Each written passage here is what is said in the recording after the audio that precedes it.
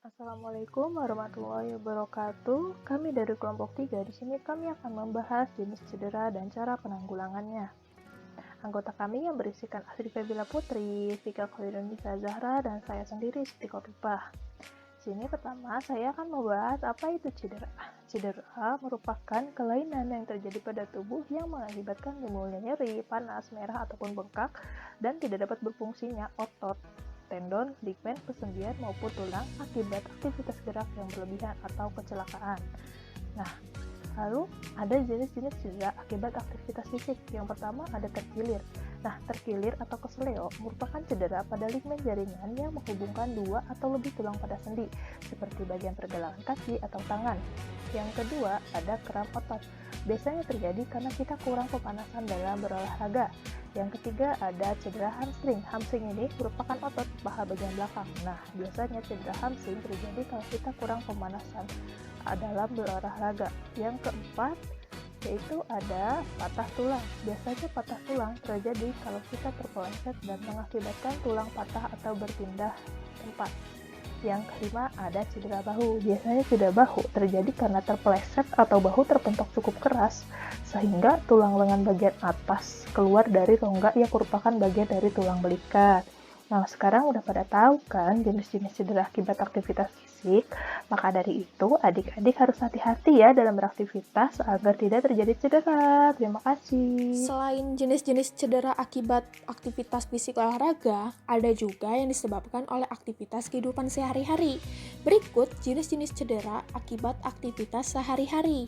Yang pertama ada luka iris. Terjadi ketika kulit terkena benda tajam yang biasanya disebabkan oleh irisan pisau, kaca, dan lain-lain. Yang kedua ada luka memar. Terjadi karena bagian tubuh terkena benturan benda keras dengan tekanan yang keras seperti terbentur meja atau pukulan yang menyebabkan kebiru-biruan. Ketiga, luka lecet. Terjadi akibat permukaan kulit yang tergesek oleh permukaan kasar seperti tergesek dinding kasar atau aspal. Yang keempat, luka tusuk. Terjadi akibat benda berujung runcing atau tajam terkena kulit seperti terkena pulpen, garpu, gunting, dan lain-lain. Dan yang kelima, ada luka bakar, yaitu kerusakan pada kulit disebabkan oleh sengatan listrik atau radiasi. Bisa terjadi karena terkena api, sengatan listrik, minyak panas, knalpot, yang menyebabkan kulit melepuh. Halo adik-adik, kakak akan membahas materi tentang cara menanggulangi cedera dalam beraktivitas sehari-hari. Pertama, luka iris.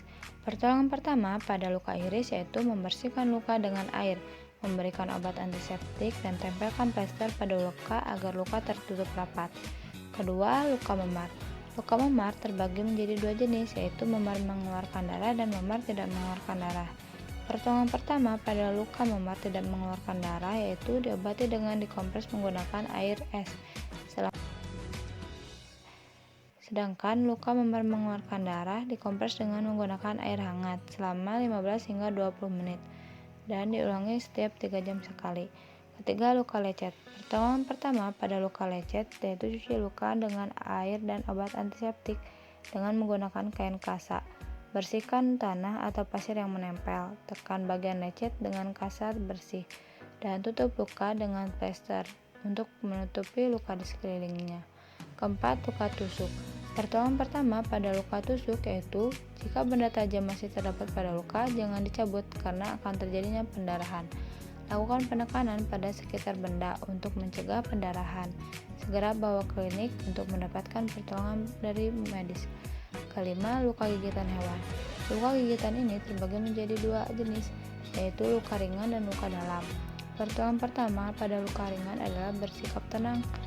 Cuci luka dengan air sabun antibakteri dan oleskan krim antibiotik, lalu balut luka menggunakan kain kasa. Jika luka dalam seperti terkena binatang yang menimbulkan penyakit rabies, pertolongan pertama yaitu dengan mencuci luka dengan air sabun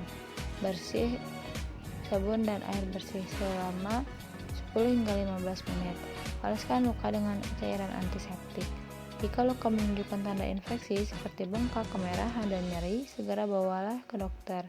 Semoga adik-adik dapat memahami cara menanggulangi luka-luka ketika bermain. Sampai bertemu pada pembelajaran berikutnya.